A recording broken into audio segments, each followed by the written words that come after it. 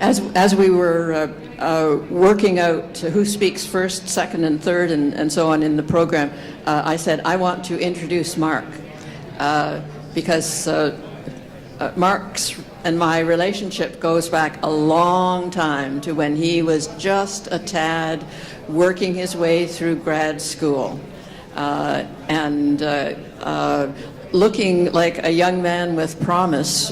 We brought him on faculty at Trent University, and he took time out for a time, but drifted back.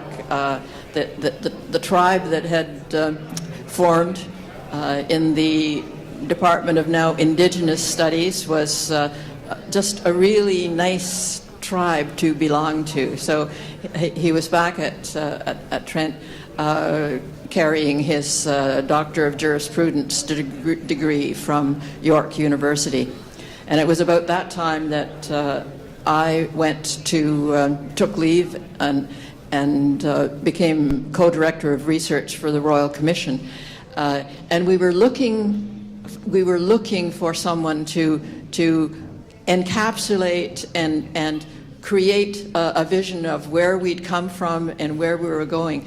And I think it was one of Mark's professors said, well, you should read his Doc de Jure thesis, because that's what he did, you know. So sure enough, we looked at it and said, here is a person, a young man, with the vision and the eloquence to put together the introductory chapters of the core of the introductory chapters of the first volume of the RCAP report. And then he went back to the ordinary life of being a professor, and came to the attention eventually of the First Nations University of Canada, who wanted an accomplished scholar and a good speaker and a good-looking guy to take on the challenging job of president of First Nations University, and that is his present position of prominence and eminence from which he speaks this evening. Mark.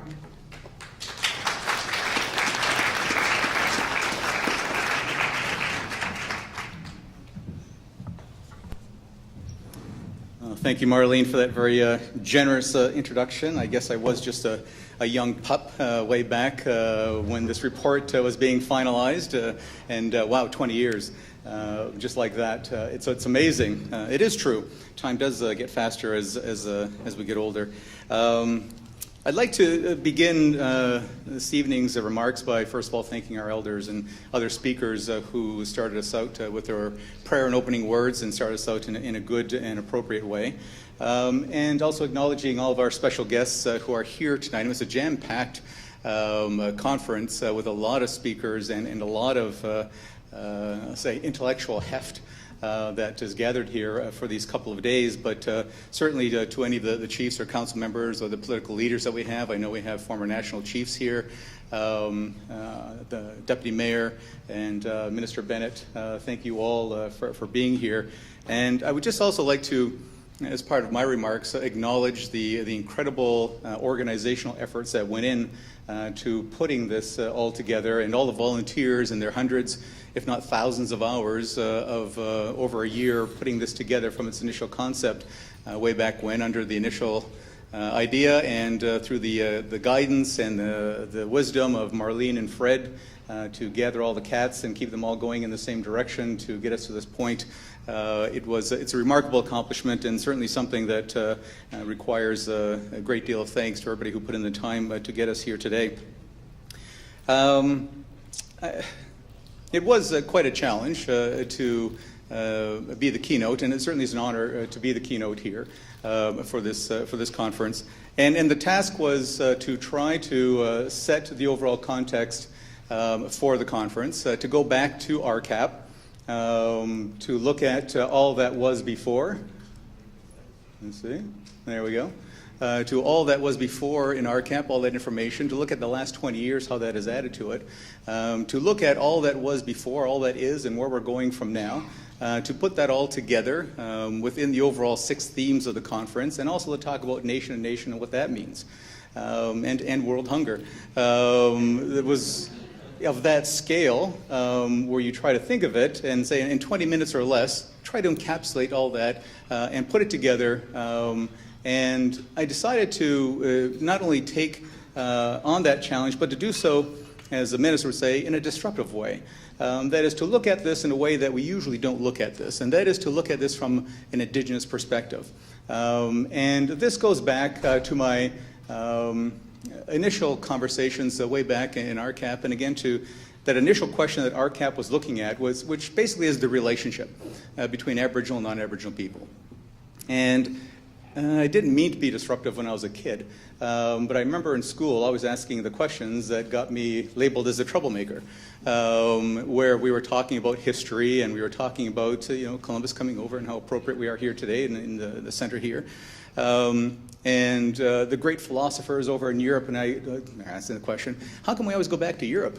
We go back to Canada and the creation of Canada, and then all of a sudden we're back in Europe and we're talking about Henry VIII and the War of the Roses, and the great philosophers in Greek and Roman times.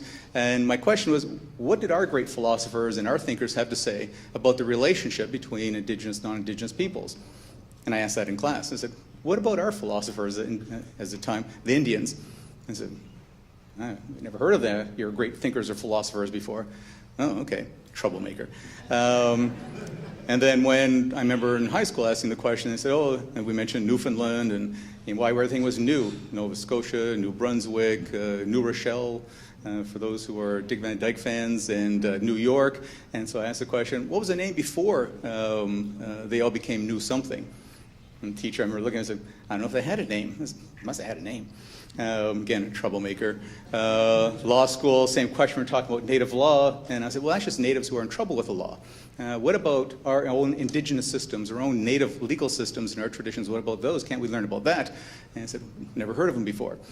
So when RCAP was looking at this original question of the relationship, the idea was to look at not only that relationship, but perhaps look at it from a different perspective, and that is using indigenous knowledge or indigenous knowledge systems.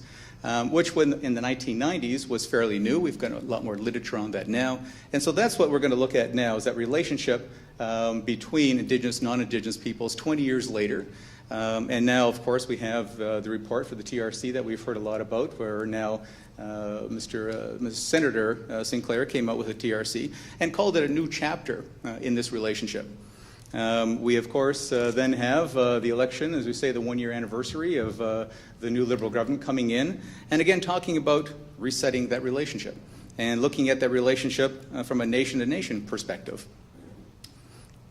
The one-year anniversary of Minister Bennett being sworn into her new post, and again, in that mandate letter, looking that there is no more important relationship than that with Indigenous peoples, and a time for renewed nation-to-nation relationship. So the question becomes, what does the relationship look like? Everybody's talking about it. There's been a lot of people who have studied it, and now we're 20 years later after RCAP, who originally looked at that question. And now, somewhat in a disruptive way, the question, well, what does that relationship look like if we did it from an Indigenous perspective? And so when I originally looked at this question, and again, this is a lot of work with elders, traditional knowledge holders, and others over a number of different years. And I wanted to look at that question of what does our relationship, Indigenous, non-Indigenous, look like if we were to use our philosophical systems, our Indigenous knowledge ways of knowing and understanding, our great thinkers and our philosophers, what would they have to say about the relationship between Indigenous and non-Indigenous? And what I did is I took two different, and you'll see here they're called learning models, Indigenous learning models. The Gaswenta, or the Turo Wampum, which is Haudenosaunee or Iroquois, and the Medicine Circle, or Medicine Wheel, which is on Anishinaabe and Cree, Nihiawat. And the terminology is important because when I first started learning these ways, and terminology was very important, so I said, oh, this is Indigenous knowledge, or traditional ecological knowledge, tech, Indigenous knowledge systems. And the elders that I was learning with said, it may be that, I don't know, but these are really ways to learn. You can call them teachings or IK or whatever you want to do, but basically they're models of how you learn, of how you think, and how you come to understand things. And so I use the term learning models. And there is a distinction between learning and teaching. And so they became indigenous learning models of both of them. And I wanted to use these indigenous knowledge systems or learning models to create a comprehensive model that shows indigenous ways of understanding the history of the relationship, where it is in the past, where it is now, and where it's going in the future. So I simplified that. So you see the two-row wampum, the two lines. They represent in each line Western society and indigenous society. And the other is the medicine circle.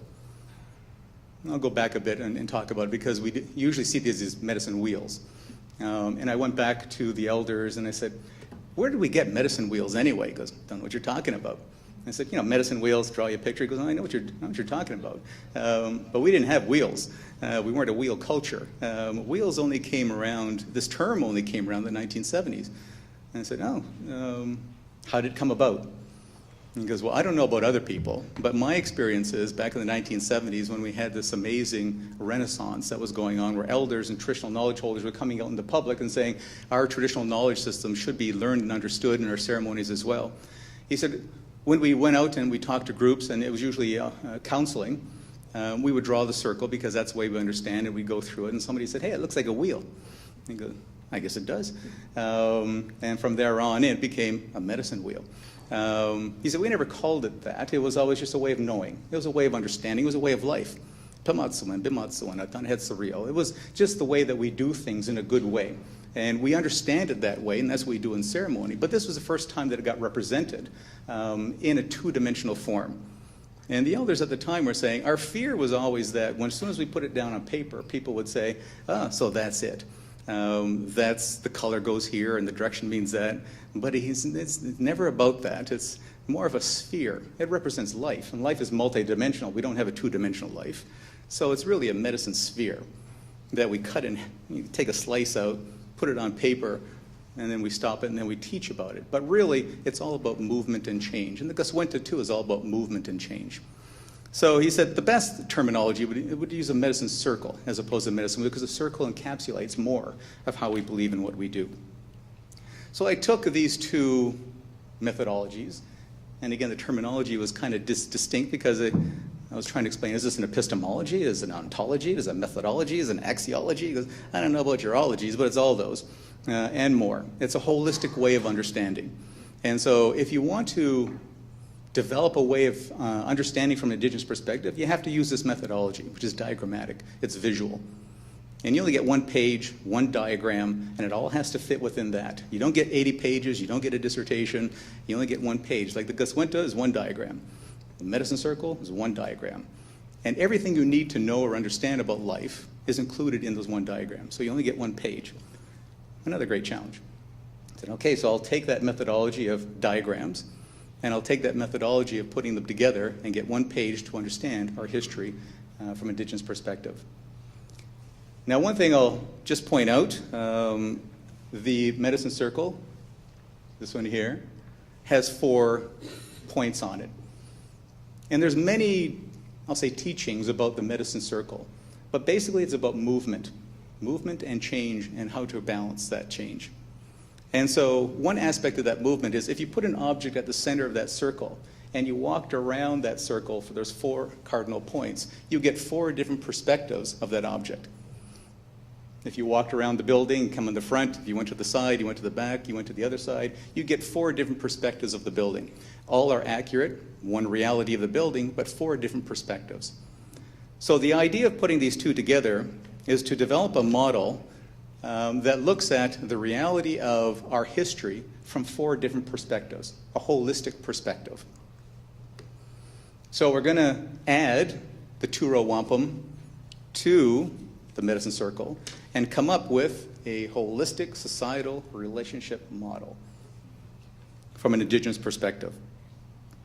Now, there is a paper to this as well, so the better half, the brains of the operation, the other doctor, Dockstator, Jennifer, wrote most of a paper that you can refer to as well that will give you more detail on this. I'm going to skip across lightly and get the main points here, and you get more detail in the paper itself.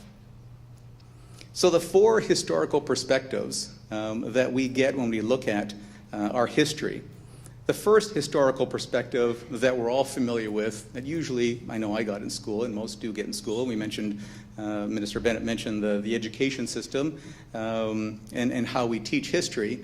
This is using that 2-row to look at Western society. And the typical version of history is that we always begin in Europe. We have some boats coming across the Atlantic, landing here in the Americas. These lands are discovered, and history goes on to where we are right now. There is no second line for indigenous peoples in this particular model because indigenous peoples largely disappear from history. There's contact. Indians were here, maybe some fur trade, maybe a couple skirmishes, some trade and commerce, and then we disappear from the history or the overall foundation of Canada as a nation. So Indians don't play much of a role here. Indigenous peoples don't play much of a role in this history. And it's a history that most people are familiar with. The second perspective of history, some in this room would probably be more familiar if you study or if you're more aware of our history as a nation. When the Europeans came over and they landed the Americas, you see here that Indians or Indian people come into existence. That is, our history begins when the Europeans came over and said, hey, you guys are Indians. Hey, thanks a lot. So that was meant to describe all the thousands of nations from North, Central, and South America. We got to the term Indians. So our history begins. And we maintain that history in relative equality for a certain period of time. And then after that period of time, we get displaced into the margins of society. You see the downward arrow. And that's through various mechanisms, treaty, Indian Act, other mechanisms which displace Indians, indigenous peoples, to the margins of society. With the idea it was a temporary measure, we would assimilate back into the mainstream of society and then disappear as a distinct element, separate and apart from Canadian history. So you see that displacement, assimilation, and then we would disappear. Now when that didn't happen, that continues on through here, that was referred to usually in the literature as the Indian problem. The problem is Indians weren't assimilating, so we have to reinforce those mechanisms of assimilation, residential schools, the 60s scoop, and other mechanisms, and tighten up our systems in order to solve the Indian problem, which was the assimilation of indigenous or Indian people back into the mainstream of society. Our third perspective of history is one that begins in 1970. And in 1970, and most are not really familiar with this because it's largely invisible, but there was an incredible renaissance that started in the 1970s with respect to indigenous peoples, their issues, and all things related to indigenous peoples. It's captured in the literature now, which describes this Renaissance period. But it was amazing in the 1970s, and I was around the 1970s observing, but in the 1970s, it was basically a decade of firsts. Elders were coming out, traditional knowledge holders, and saying, as I said before, our systems shouldn't be hidden in the back anymore. They should be out front and a part of what we do. Artistic expression, theater, the group of artists across Canada that got together, and that started to flourish. Legal mechanisms, the Calder decision for the very first time recognizing Aboriginal rights and Aboriginal title. Land claims, we mentioned comprehensive claims. In the 1970s, and George Erasmus was talking about the idea specific and comprehensive land claims came into being. There was this amazing transformation of political organizations that we all take for granted now, all started in the 70s at the regional provincial and national levels. Urban organizations came into being, friendship centers, and a plethora of programs in urban areas. And this all began in the 1970s, all at once, and led to an incredible amount of development, which RCAP captured in their report, and now the TRC captured in their report. But that straight line up in history, version of history number 3 is one that most of Canadians don't recognize and realize, although they're coming to recognize and realize that now because it's starting to impact on the mainstream of Canadian society. Consult and accommodate resource development. Indigenous peoples are now becoming a part of that.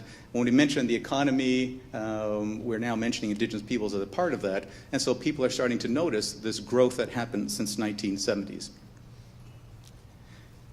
There is a chart that's included in the paper. I won't go over that, but this just gives an idea of that incredible explosion of activity starting in 1970 that hasn't occurred anywhere else in the world with respect to Indigenous peoples. That is, every decade there's been a quantum leap of activity. And I just categorize them, for example, the decade of firsts, 1970, 1980. But when you go internationally and you explain that in 1970 there's no recognition of Aboriginal rights whatsoever, to 10 years later you're included in the Constitution, and so they're constitutional rights. A decade is a small period of time for that kind of development to occur.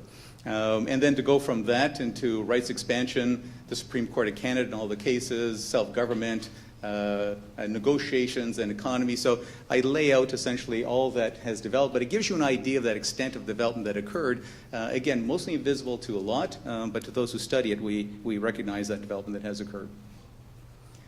And the fourth perspective of history is the one that is added now to the top, and that is, I'll say, a more indigenous perspective of history, which is when Europeans landed here in the Americas, we already were here. We had our own traditions, we had our own governance systems, we had our sophisticated political systems. We were nations the same as Europeans were nations in every sense of the way. We had our great thinkers, you had your great thinkers. We had everything that was equivalent to Europe when you landed here in the Americas. And that relationship, from the time of contact to the time we are right now, hasn't changed. That relative sense of equality between indigenous peoples and non-indigenous peoples has continued through to the present. The fundamental elements contained in the Gaswenta, those two rows, has remained to the present, and we talk about that in the current context as well. So that gives us a holistic societal relationship model. Now what that means is that all of these four different perspectives of history, from a holistic view, indigenous ways of looking at things, means that they all exist simultaneously. There is not one or the other, it's one and the other. And this is a difficult part that I find when I go out, and a lot of people say, I'm in. I'm all for everything I recognize. TRC, I've heard about residential schools now. I'm into reconciliation, UN DRIP, Declaration of Indigenous Rights Peoples, TRC, I consult and accommodate. I'm in, what do I do? How do I move forward from here? I know all the acronyms. And then we say, okay, fine. Here's the way that you move forward. It's a holistic way of looking at that. And there's four different perspectives of history that you have to know about in order to understand it from a comprehensive way. And I say, okay, which one is the right one? And I say, well, there's no right one here. It's not this history or that history. All these four histories exist together. And you have to know these histories in order to understand the contemporary issues and how you look at them currently. If we look at the concept of nation to nation, again, something that's very important and something that is a question of everybody's that they have right now is that I heard of this nation to nation. What does it mean? I don't know it, but I'm in. Tell me what it means, and I want to know how we go from there. I put the terms citizens there as a first element of how we look at this sort of nation to nation. The idea of citizens and citizens minus comes from Harry Hawthorne way back in 1966. It was actually the only book when I was in law school when I said, what about indigenous ways of understanding in our legal systems? And the professor said, you can find it, I'll teach it. So I went to the library, and there's only one book there for a native anything, and it was Harry Hawthorne's report. And that was a survey of contemporary Indians in Canada, maybe the first RCAP, which is a comprehensive academic perspective of the relationship between Indians in Canada. And he coined the term citizens minus. And he said the displacement of Indians to the margins of society and the marginalization that has continued since that point in time results in them not only being less citizens, but citizens minus. So if we use Harry Hawthorne's terminology and we look at these different ways and these different histories, you can see that if we look at that number one version of history where Europeans came over, indigenous peoples played very little role in the foundation of Canada, and usually, I'll think that the majority of Canadians would look at that as saying, Indians are citizens like everybody else. They're part of the multicultural fabric of Canada. They're another minority group. They fit in like we all do. There's only one class of citizens. There's only one nation, and we're all citizens of the country, and that's our understanding. So when we talk about nation to nation, we're just talking about citizens. They are citizens like we are citizens. Harry Hawthorne, in the bottom, would say that that displacement of Indians or indigenous peoples to the margins of society resulted in citizens minus. If we look at the developments since 1970, we hear the concept of citizens plus. That is, Indians, indigenous peoples not only have the rights of citizens, but they have additional rights for that. For example, to call their case, consult and accommodate, UN DRIP, etc. And then we have that top line, which is more incorporated from the Turowampan indigenous perspective of sovereignty and dual citizens. And that concept, again, when you hear the term sovereignty, you say, well, how can Indians be, or indigenous peoples be sovereign nations? And I asked that to an elder. I said, well, when we talk about sovereignty, what do we mean? And most people here work with elders, so you know you never get a direct answer. And they say, well, the answer is, usually takes years of study, and then eventually from the pieces you put together, you get a response. But the best one that I heard is that when we talk about sovereignty, we're talking about the idea that when you can name and marry and bury your people, that's sovereignty. That is, when you have control from the time of birth to the time of death, and you're able to name your children when they're born, when you can marry your people and it's legal, and when you can bury your people and that's legal, and everything in between, that's sovereignty. The ability and the capacity and authority to make and enforce decisions for your people. That's sovereignty. So we're not talking about armies and printing money and those kind of things. We're talking about the idea of control and the ability to enforce decisions. So, what does nation to nation mean in this particular context? It means closing the gap. You've heard this one before. That means if you look at it from the perspective of mainstream society and that one version of history where the gap has emerged, that displacement and assimilation, then you hear the term closing the gap. And that's what it refers to, the idea that we want to close that gap between the mainstream and the displacement of indigenous peoples. It also means, from the mainstream society perspective, you're citizens like everybody else. It also means Citizens Plus, expanding the gap. That is, recognizing the additional rights, privileges, opportunities that indigenous peoples have, and expanding that gap between that and the mainstream of society. And it also means this concept of dual citizens, that original relationship of nation to nation, when these two indigenous and non-indigenous peoples got together here in Canada, that fundamentally hasn't changed. That is maintained to the present. We still are nations to the extent that we were, and that relationship is one that we still have to negotiate based on that proposition. We can also look at it from the different perspective of the medicine circle. That is, if you look at nation to nation and you put that in the center, it means all these four things. They're all the four spokes. If we use the metaphor of the wheel, they're the four spokes of the wheel. They all exist simultaneously. They're all just as strong as each other. They all have to be recognized, and they all have to be a part of the situation or the equation in order for this to work. Nation to nation means dual citizens, citizens minus, citizens, and citizens plus. You have to understand that all of these four perspectives of reality come to bear when we talk about nation to nation. It's not one or the other. It's one and the other. They all come to bear in a holistic understanding from an indigenous perspective of what we mean when we say nation to nation. And I took a specific example because it's difficult to look at modeling and theory and to put that into perspective. And there was and is and continues to be a very pertinent issue of youth suicide in Aboriginal communities, and it comes to the forefront now, and it has in the past and probably will into the future. And so I was asking elders, if we were to explain youth suicide using this model, what would that look like? And there's a few points. I know RCAP had a report as well about the issue of youth suicide or suicide in indigenous communities, and that was one of the pre-reports that came out. And it is an issue that, like I said, is at the forefront not only here in Canada currently, but has been in the past as well. And at a more granular level, they would say, well, if you were to look at the issue of youth suicide and try to explain it using these models and this philosophy, you would look at it that, and you see the top, change and balance. And again, all these models are about the idea that if there's one thing that's constant is change. And these learning models are all about how we balance or rebalance when change occurs. And so there's, with respect to youth suicide, increasing change and less balance. That is, as things are changing, and they're changing in Aboriginal communities at a very fast rate. That's what that third line of history, that red diagonal line meant. There's a lot of change going on, but the balancing has not caught up yet. And if you're to use a medicine circle metaphor to explain that, you would look at the idea that the youth, indigenous youth, basically have a connection only to one part of that wheel, which is citizens minus.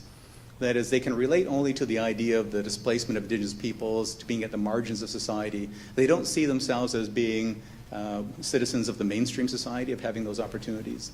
They don't see themselves as being citizens plus or having advantages in all those developments that have occurred since 1970 onward. And they don't see themselves as being that dual citizen, that is, the communities have the opportunity, the right, the ability, the capacity to make decisions and enforce those decisions for those people. So when you only have one spoke of a wheel, it's never going to be balanced. It's never going to, as I say, it's a wheel with one spoke is how it was described. Is that no matter how you look at this, if you only look at one spoke of the wheel and it's constantly turning, it's never going to be imbalanced, and that's the result that you're going to get. If you want to look at this and how you approach this, you have to look at it from that holistic perspective. And you have to have four spokes. That's why the little dots are there. There's elements of that is there. But it's not a balanced perspective. And if you don't have that balance and change, that's the result that you're going to get. At the same time, and again, it's illustrative, I think, of how the model works, a comprehensive or holistic approach.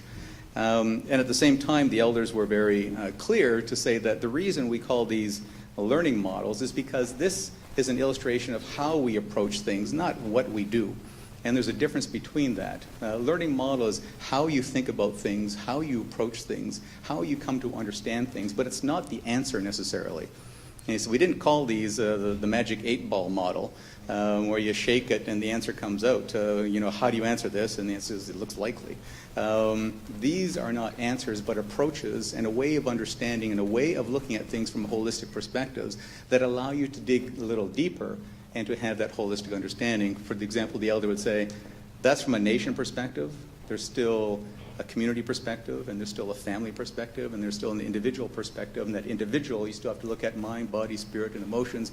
So there are various levels and layers that come under this, but it forces you to look at things from a different perspective, to look at it from all different ways, and then to look at that as an approach to how you come to solutions to these issues.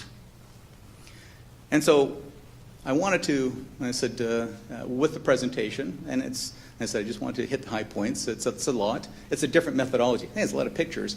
That's true, and it was one of the big challenges when I was doing my doctorate work, when I went to my panel, my supervisor and others, and I said, I think what I want to do is study with elders and traditional knowledge keepers and learn indigenous ways of understanding the law. And so we didn't understand any word you said. Knowledge holders, elders, and what was all that? And I said, oh yeah, by the way, it's going to be an oral tradition, so I can't write it down. I'm going to use diagrams. Diagrams are never used in doctoral dissertations in Canada.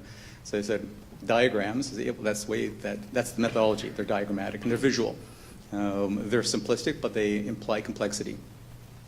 All right, and I might not be able to footnote the elders because what the elders tell me might be ceremonial and I can't use it, or when they do tell me, they don't own that information, so I can't footnote it. Okay, so you're going to investigate sources that you can't footnote, that's an oral tradition that you can't write down. You're going to use diagrams, and they're going to be elders, whoever they are, and traditional knowledge keepers. So what do you think? I said, well, it's either going to be cutting edge or you're going to be out in left field, kid, when you hand in your dissertation. So fortunately, it was cutting edge. But it does, like I said, start as RCAP did 20 years ago, using indigenous philosophy. And a version of this model, as Marlene mentioned, was used back in the initial report. And so the idea was 20 years later to expand on that, to see how we can use indigenous knowledge, ways of knowing and understanding, to bring a more holistic, or to use the minister's word, disruptive way of looking at things, because that's not the same old of how we look at things. That's not the approach that majority society takes to look at how we understand things. And it's not an approach necessarily that is built into the academy yet, and certainly not in grade schools.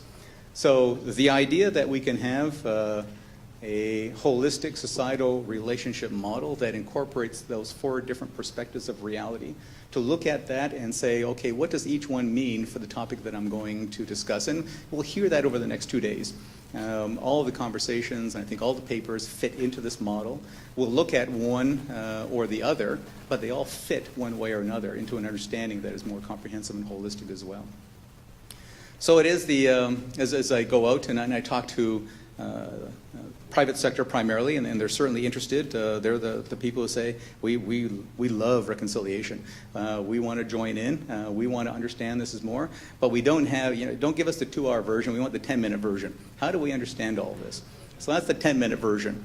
There's depth to it. There's complexity to it. There are ways and levels in understanding all of this that you are forced to once you adopt this way of learning, that force you to look at it from a more holistic and comprehensive way. But it is, like I said, a way of learning. These are learning models.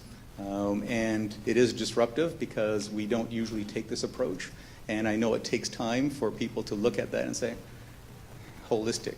So which one's right? Holistic means they're all right. Holistic means they're all included, not one, not the other. All part of that is the same. I said, I got it. So which one is right? So it is new. It's different. RCAP, I think, adopted this way of looking and understanding 20 years ago and has advanced incredibly since that point in time. And so I just wanted to take the opportunity, and again, it's a privilege, to have the keynote to lay out, like I said, the overall context for this work. Not only what RCAP did 20 years ago, but alternatively for all the information that's going to be coming over the next couple of days, how that fits into a comprehensive whole, how that looks to our past, our present, and our future of that relationship between Indigenous and non-Indigenous, and how we can use Indigenous learning and Indigenous ways of knowing and understanding to help us move forward in a nation-to-nation relationship in the future. So thank you very much.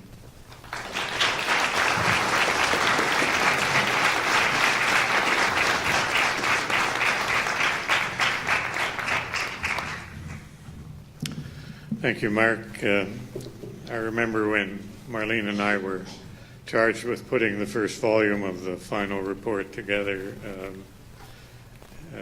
I read your dissertation at the time, prepared for the Osgoode Hall Law School, and this feeling that it was a really groundbreaking piece of work which influenced how we handled the historical portion of the final report considerably, and I think this updating, if you like, has the same potential. As before, I know that you continue to draw inspiration from the insights of the elders with whom you are closest to, and Jennifer as well. And it's evident in the work that you put forward. I particularly like the holistic idea, the idea that there's value in these different perspectives, and that needn't necessarily involve choosing one over another. Reminds me a bit of